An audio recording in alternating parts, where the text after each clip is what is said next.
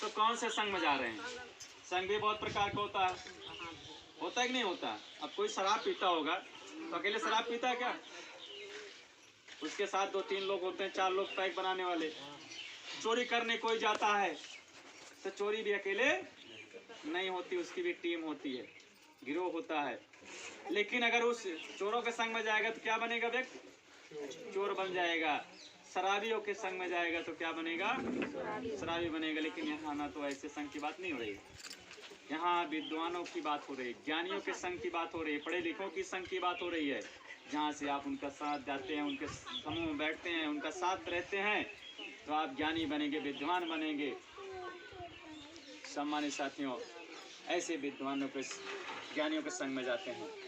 उसके बाद आपने कहा पाणातिपाता वेरमण सिक्खा पतंग समाध्यामि। यहीं आपको समझने की जरूरत है, क्योंकि कुछ लोग ये भी कहते हैं कि ये बौद्ध धर्म नहीं है तो क्या है? अगर बौद्ध धर्म अगर है ये सब के ऊपर इसके नियम लागू बुद्ध के नहीं होने चाहिए। लेकिन अब यहाँ समझने की बात है कि आप लोग समझेंगे कि जो बुद्ध की बात है ये सब के ऊपर लागू होता है। वो भले श्री राम को मान रहा है, भले इस्लाम को मान रहा है, खुदा को मान रहा है, लेकिन बुद्ध की बात अगर नहीं मानेगा तो आधे घंटे में वो जेल में चला जाएगा। कैसे जाएगा आप देखिए। बुद्ध ने पंचशील में कहा पाणातिपाता वेरमण सिक्खा पतंग समाध्यामि, यानी आप अकारण करने से, यानी मैं अकारण करने से दूर रहने की शिक्षा, हत्या करने से शिक्षा ग्रहण करता हूँ। मैं अकारण हत्या नहीं करूँगा, और हत्या करूँगा तो करते हो तो आपके ऊपर कौन से धारा मुकदमा होगी भैया? 302 मुकदमा हो जाएगा, बचेंगे क्या? अब चलो ठीक है, यहाँ आप समझो कि वो इस्लाम को मानता है, 5 की बजाय वो 10 टाइम की नमाज पढ़ना शुरू कर दे और जाके हत्या कर दे, तो उसके ऊपर मुकदमा 302 में होगा, कौर में होगा? 302 में होगा। या श्री राम का झंडा लेकर खूब उड़ रहे हैं, श्री राम का नाम लेकर किसी कोई हत्या कर दे तो उसके ऊपर मुकदमा कौन सा होगा? या बुद्ध को मानने वाला जाके हत्या कर दे तो क्या होगा?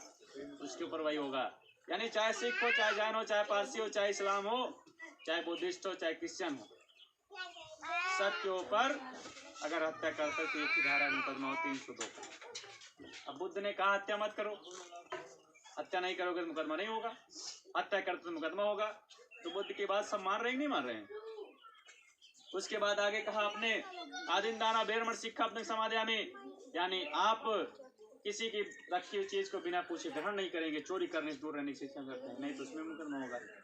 तीसरा है कामेव समिच्छाचारा वेरमण सिक्खा पतंग समाध्यामि, यानी आप व्यभिचार करने से दूर रहने की शिक्षा करते हैं, और नहीं अगर व्यभिचार करेंगे 376, 54 और 354 खा का तमाम धारा है, मुकदमा होगा, 500 होगा। सम्मानित साथियों काम मत करो, नहीं होगा। उसके आगे आपने कहा मूषावादा वेरमण सिक्खा पतंग समाध्यामि, यानी आप किसी की चुगली करने से, किसी की झूठ बोलने से, किसी की बुराई करने से दूर रहने की शिक्षा करते हैं। उसके बाद आपने अंतिम कहा सुरा मेरे मज्जपामाठाना वेरमण सिक्खा पतंग समाध्यामि। इस बात को बताने से पहले बुद्ध ने कहा ऐ मेरे बहुजन समाज के लोगों, आपको शेर मिल जाए तो लड़ जाना, आपको चीता बाघ मिले तो जाके लड़ जाना, डरना नहीं मुझे मार डाले खा लेगा। लेकिन अगर आपको शराब मिले तो 2 कदम पीछे चले जाना।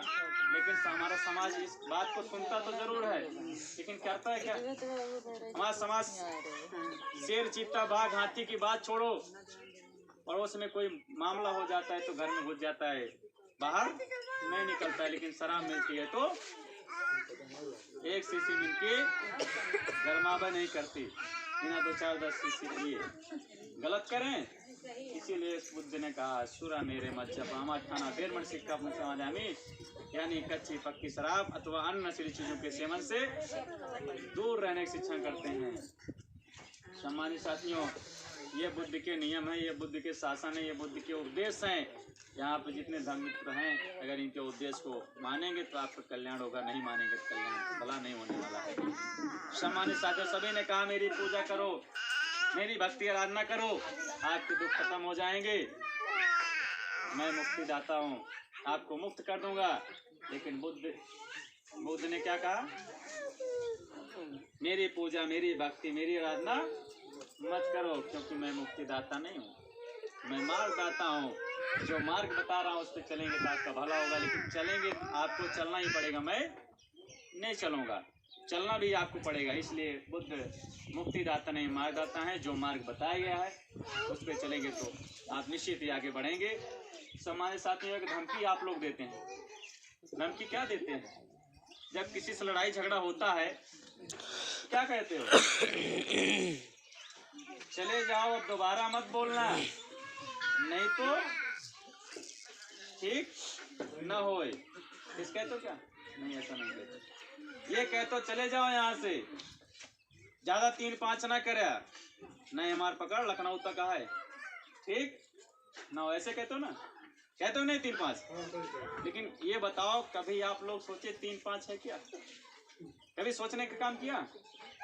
यही बुद्ध का तृषण है, पंचशील है, जो बंधु यहाँ पे उपस्थित हैं, तृषण पंचशील अपने जीवन में उतारेगा और चलेगा, उससे मैं चैलेंज करता हूँ कोई 3-5 करने वाला नहीं होगा, लेकिन चलना है आपको पड़ेगा मेरे भाई। तो सम्मानित साथियों, ये बुद्ध के शासन उपदेश हैं, इसको आपको बताने का काम किया गया, उम्मीद करते हैं इस पर चलेंगे। अब आते हैं जिस उद्देश्य पे कार्यक्रम रखा गया है, वैसे कहीं दिन चलाया भैया मेरे खाने में होता है तो क्या हो ना, क्या कहे इस घर में क्या हो रहा है आज? देरी हो रही है, वही तो मैं सुनना चाह रहा हूँ, क्योंकि मेरा कार्यक्रम करवाने का मतलब ये है कि समाज को जागृत करना, ये नहीं कि कार्यक्रम करा दो चले जाओ। जब तक समाज जागृत नहीं हो मेरे कार्यक्रम कराने का कोई मतलब नहीं है। हत्यारही हो रही है और यहाँ पे सबसे ज्यादा बुजुर्ग हमारे बीच में बैठे हैं दादाजी। दादाजी ये बताइए हत्यारही क्यों करते हैं?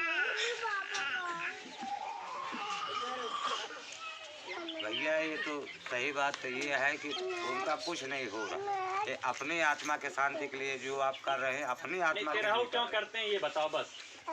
अब क्यों करते हैं इसको तो हम नहीं बता पाएंगे, अब आप ही बताइए क्यों करते हैं माता जी, आप लोग बताइए। आज रहे दिन नाई है शांति के लिए। किसकी शांति? वही मैं सुनना चाह रहा हूँ, ये बताइए तिरही इसलिए करते हैं कि आत्मा की शांति नहीं मिलेगी, और जब आत्मा की शांति नहीं मिलेगी तो क्या होंगे? उनकी आत्मा भटकेगी, और जब आत्मा भटकेगी तो क्या होंगे? दादाजी हैं तो भूत होंगे, माई हैं तो क्या होंगी? चुड़ैल होगी। और जब भूत चुड़ैल बन जाएंगे तो परेशान किसको करेंगे? घर वालों करेंगे ना। इसलिए क्या करते हैं? क्या ही करते हैं। यहाँ पे बाबूजी बैठे हैं, माताजी बैठे। अरे भैया 12 पाना खा के चला हुआ है, फिर भी भूत आना। यहाँ पे जितने लोग माताजी बैठे हैं, बाबूजी बैठे हैं, और यहाँ पे जितने लोग बैठे हो, ये बताइए, बोलिए नहीं, सुनिए थोड़ा ध्यान से, समझिए मैं क्या कहना चाह रहा हूँ। यहाँ पे जितने लोग बैठे हो, ये बताइए, यहाँ पे आप लोग किसी ने भूत को देखा है? सुनी सुनाई बात मत, आप अपने आंखों से देखा है किसी ने? मुझे नाजी मर गए नहीं, वो देखे नहीं। अरे जो हो, मैं उसकी बात कर रहा हूँ। मैं क्या कहा कि जो यहाँ पे हो, मैं उनकी बात कर रहा हूँ। कोई भूत को देखा है? भैया थोड़ा सा सुनो, आप लोग सुनो, चर्चा जिन सुनो, इधर ध्यान दो। बाद में अगर किसी के मन में कोई डाउट होगा तो पूछिएगा बाद में, कार्यक्रम के बाद। किसी ने भूत को देखा है? किसी ने आत्मा को देखा है? देखा और बताइए। कोई परमात्मा को देखा है? नहीं देखा है, क्योंकि बुद्ध आज की 2500 साल पहले कह दिया कि इस दुनिया में ना तो कोई आत्मा है, ना तो कोई परमात्मा है, ना तो कोई भूत होता है, ना तो कोई होता। कह के गए, सिद्ध किए, ऐसे नहीं कहा उन्होंने, सिद्ध किया। इस दुनिया में ऐसा कोई चीज नहीं होता। जब आत्मा परमात्मा नहीं होती है तो दुख किस बात का? शांति किस बात का? शांति नहीं करनी चाहिए, कुछ नहीं होता ऐसा। ये जो तिरही करते हैं, हमारे समाज में आर्थिक बोझ बनता है, आर्थिक क्षति होती है, इससे समाज को बाहर निकालना। और जो कहते हैं कि आत्मा की शांति, आत्मा आप लोग सुने होंगे हिंदुओं में बताया जाता है कि दुनिया में आत्मा को ना तो काटा जाता है, ना तो गलाया जा सकता है, ना तो सुखाया जा सकता है, ना तो पैदा किया जा सकता है। जो पढ़े होंगे संस्कृत में और जानते हैं। और जब बताओ, जब काटा नहीं जा सकता, ना तो पैदा किया जा सकता, ना सुखाया जा सकता है, तो आपको और पीछे जाइए। 1935 में जब जनगणना हुई थी 1930 या 35 में, तो भारत की जनसंख्या लगभग 35 करोड़ थी। अब आज की जनसंख्या कितनी है? 140, लगभग 35 से 40 करोड़ है। 150 लगभग पहुंचने वाली होगी, क्योंकि अभी जनगणना नहीं हो रही। ये बताइए, 35 करोड़ जनसंख्या थी तो 35 करोड़ आत्मा रही होगी, जिसको पैदा नहीं किया जा सकता, गलाया सुखाया नहीं जा सकता है। तो ये आज जो है 140, 45, 50 करोड़ कैसे पहुंच गई? तो ये बात गलत हो गई। तो दुनिया में आत्मा कुछ नहीं होता है। ये जैसे कहते नहीं है कि बुद्धिज्म में एक पुनर्जन्म की बात आती है। पुनर्जन्म कैसे हो जानते हैं? कि जैसे ये नहीं है, इनके बच्चे हैं कि पत्नियां हैं, तो इनका पुनर्जन्म इनके बच्चों में हो गया है। और कोई नहीं, मरने के बाद कोई पुनर्जन्म होगा। जैसे आप एक फल खाओ, उसका बीज गाड़ दो जमीन में, उसमें जब पौधा बड़ा होगा उसमें फल लगेगा, तो एक ही नहीं लगेगा, बहुत लगेगा। और जैसे आम का बीज डाले हो और आम का पेड़ बड़ा हुआ है, तो उसमें अमरूद फलेगा, आम ही फलेगा। तो वही सेम है। जो कहते नहीं है कि शांति नहीं मिलेगी तो कोई भूत बनेंगे, 84 लाख योनियों में जाएंगे, तब ये तमाम चीजें होता है, ऐसा कुछ नहीं है। इंसान के रूप में ही जन्म होता है, वो बकरी की नहीं होता, गाय भैंस नहीं होता है। हमारे समाज को गुमराह किया गया, बेवकूफ बनाने का। और जब इससे बाहर हम नहीं आएंगे तो आगे नहीं जा सकते हैं। और जो लोग कहते हैं भूत प्रेत, यहाँ माता जी हैं, मैं इनको समझने की बता रहा हूँ कि जब किसी का बच्चा पैदा हो जाता है और बच्चा ठंडियों में बिस्तर गीला कर देता है, तो उसे गीले बिस्तर में माँ स्वयं सोती है और बच्चे को सूखा करती है। आप लोग माँ, या आप लोगों को ज़्यादा जानकारी होगी इस बात की।